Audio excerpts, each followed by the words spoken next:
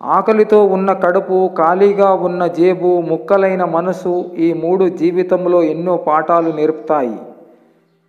నీ గురించి ఎదుటివారు ఏమైనా అనుకోనివ్వు, అసలు పట్టించుకోకు. ఎందుకంటే గాడిదలకు గంధపు చెక్క వాసన తెలియదు కదా.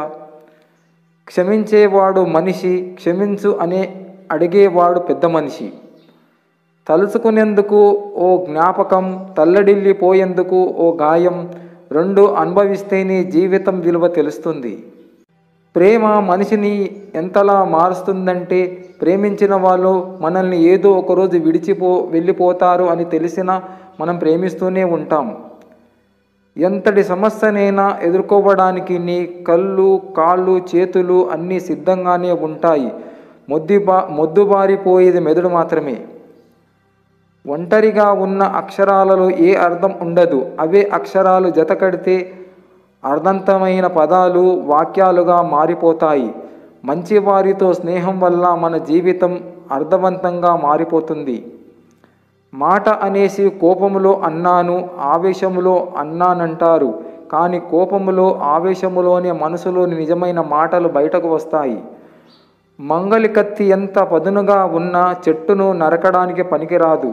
గొడ్డలి ఎంత పదునుగా ఉన్నా గడ్డం చేసుకోవడానికి పనికిరాదు. అలాగే జీవితంలో ప్రతి మనిషికి ఎవరి ప్రత్యేకత వారికి ఉంటుంది.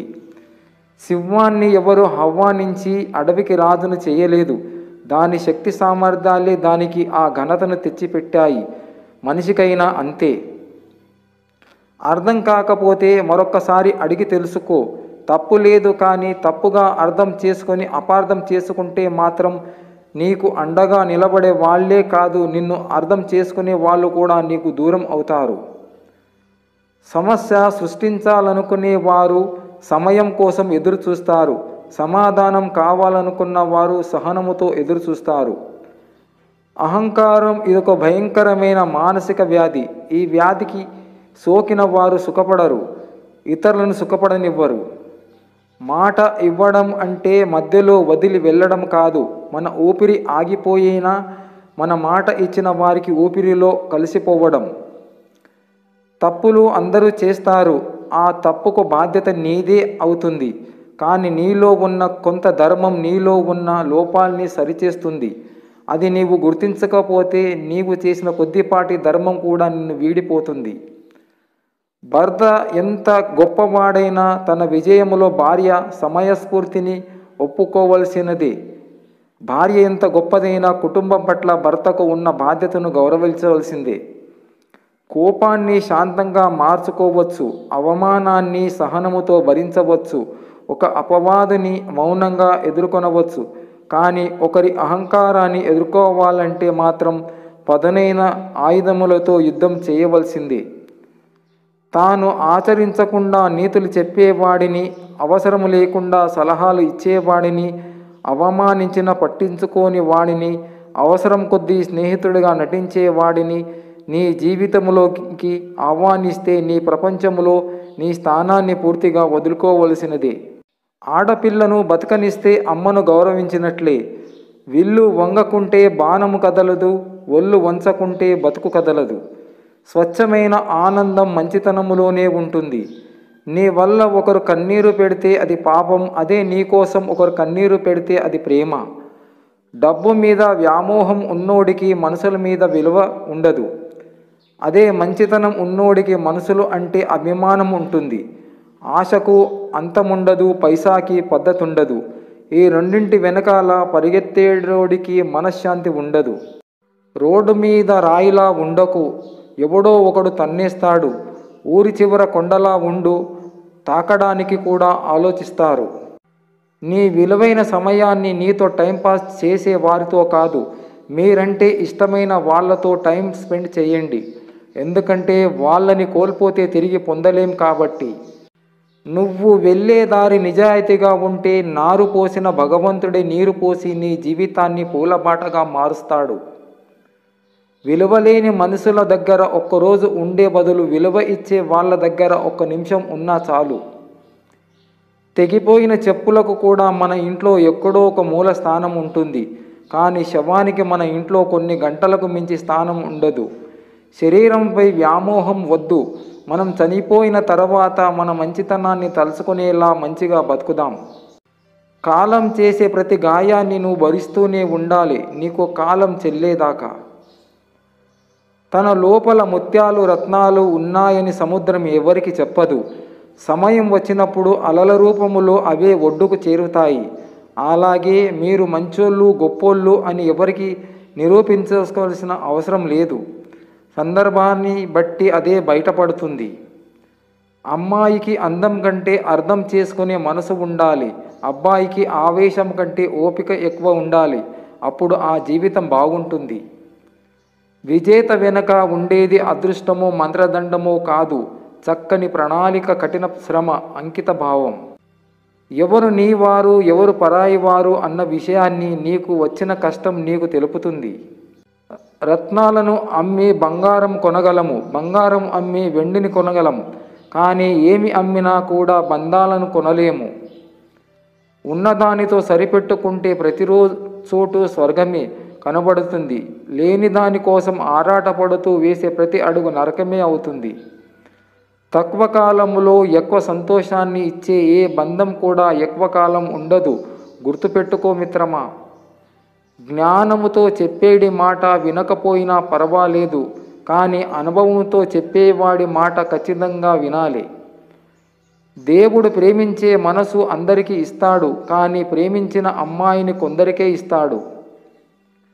ఆకలిని చంపుకొని 4 రోజులైనా బ్రతకగలం, మనసుని చంపుకొని అరక్షణం కూడా బ్రతకలేము. మన వ్యక్తిత్వాన్ని సమాధి చేసుకొని మరి బంధాన్ని నిలుపుకోవలసిన అవసరం లేదు.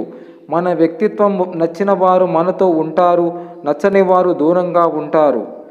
తప్పులు పొరపాట్ల వల్ల ఓటమి రాదు, అనుభవాల నుంచి పాఠాలు నేర్వకపోవడం వల్ల వస్తుంది. మోసం అనేది కంట్లో పడిన నలుసు లాంటిది, కాస్త తల్లడిల్లినా తేరుకోగలం. ద్రోహం అనేది గుండెలో దింపిన బాణం లాంటిది, ప్రాణాలే పోవచ్చు. అవసరం ఉన్నప్పుడే పలకరిస్తున్నారని ఎవరి గురించి బాధపడకు. వాళ్ళు చీకట్లో ఉన్నప్పుడే వెలుగులా నువ్వు గుర్తుకు వస్తావని సంతోషించు. బంధం అంటే మాట్లాడితే సంతోషం, కోప్పడితే భయం కలగాలి. కష్టం చెప్తే రిలాక్స్ అవ్వాలి, తప్పు చేస్తుంటే కసిరి సరిచెయ్యాలి. బాధలో కన్నీరు తుడిచే స్నేహితుడు గొప్పవాడు, అయితే అసలు కన్నీరే రానివ్వకుండా వాడు ఇంకా గొప్పవాడు. పొరపాటున కూడా ఇలాంటి స్నేహాలు వదులుకోకు. ప్రతి కుక్కకు ఒకరోజు వస్తుందో లేదో తెలియదు, కానీ మన టైం బాగలేకపోతే ప్రతి కుక్క మనల్ని చూసి మొరుగుతుంది. మనం ఎవరికైనా మనస్ఫూర్తిగా సహాయం చేస్తే అది ఎక్కడికి వెళ్ళదు. మనం ఆపదలో ఉన్నప్పుడు తిరిగి మన దగ్గరికే చేరుతుంది. ఉన్నది చాలు అనుకుంటే మిగిలేది సుఖం, లేనిది కావాలనుకుంటే మిగిలేది దుఃఖం. చెట్లు ఆక్సిజన్ ఇచ్చి ప్రాణాలను రక్షిస్తుంది అని తెలిసినా ఎవరు పెంచట్లేదు.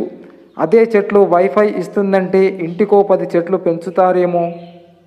నీకు కోపం వచ్చి ఒక క్షణాన్ని అదుపులోకి తెచ్చుకోగలిగితే బాధపడి 1000 క్షణాలను తప్పించుకోవచ్చు. కోపమే మనిషి పతనానికి కారణం. గొప్ప మాట. ఊరిలో వేప చెట్లు కరువైనాయి, ఇంట్లో చేదు అనుభవాలు ఎక్కువైనాయి. మాటలో తీపి కరువైంది, ఒంట్లో తీపి ఎక్కువైంది.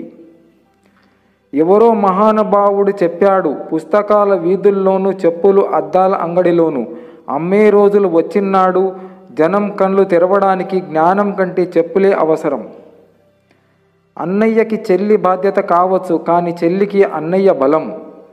నీ మనసుకే తప్పుగా అనిపించే పనిని నువ్వెప్పుడు చెయ్యకు. నీ మనసుకే తప్పుగా అనిపించే పనిని నువ్వెప్పుడు చెయ్యకు. అందరి బాల్యం ఆటలతోనే ఆగిపోదు, కొందరి బాల్యం బాధ్యతలతో బంధించబడుతుంది. మంచి అనేది చేసే పనిలో ఉండాలి, కానీ చెప్పే మాటల్లో కాదు. మనకు ఎన్ని పనులు ఉన్నా ఉదయాన్నే మనసుకు నచ్చిన వారిని పలకరించడంలో ఉండే ఆనందం మాటల్లో చెప్పలేం. నీ మేలు కోరేవారు ఎప్పుడు నిన్ను ప్రశ్నిస్తూనే ఉంటారు. నీ కీడు కోరుకునేవారు ఎప్పుడు నిన్ను పొగుడుతూ నీ భజన చేస్తూనే ఉంటారు. భజన చేసేవారు కాదు, ప్రశ్నించేవారే నీకు నిజమైన స్నేహితులు. గుర్తుంచుకో. నటించే మనుషులు ఉన్నంతకాలం నిజాయితీగా ఉండేవారు ఓడిపోతూనే ఉంటారు. బదులు తెలియని ప్రశ్నలకి సమాధానం కాలం చెప్పినంత తేలికగా ఏ మేధావి చెప్పలేడు. ప్రేమగా మాట్లాడుతున్న వారి మనసులో ప్రేమ ఉండకపోవచ్చు, కానీ హక్కుగా చనువుగా గొడవపడి కోపగించుకునే వారి మనసులోని లోతైన ప్రేమ ఉంటుంది. జీవితం అంటే ఆట కాదు, మధ్యలో వదిలేసి వెళ్ళిపోవడానికి. జీవితం అంటే యుద్ధం గెలిచే వరకు పోరాడవలసిందే. నీకు సహాయం చేస్తున్న వారిని మరవకండి, మిమ్మల్ని ప్రేమిస్తున్న వారిని ద్వేషించకండి, మిమ్మల్ని నమ్ముతున్న వారిని మోసం చెయ్యకండి. న్యాయం గెలుస్తుందన్న మాట నిజమే, కానీ గెలిచేదంతా న్యాయం కాదు. ఎవరికి నీ హృదయములో ప్రత్యేక స్థానం ఇవ్వకు. అది ఇవ్వడం సులభమే, కానీ వారికి దాని విలువ తెలియనప్పుడు కలిగే బాధ క్షణమైనా భరించలేం.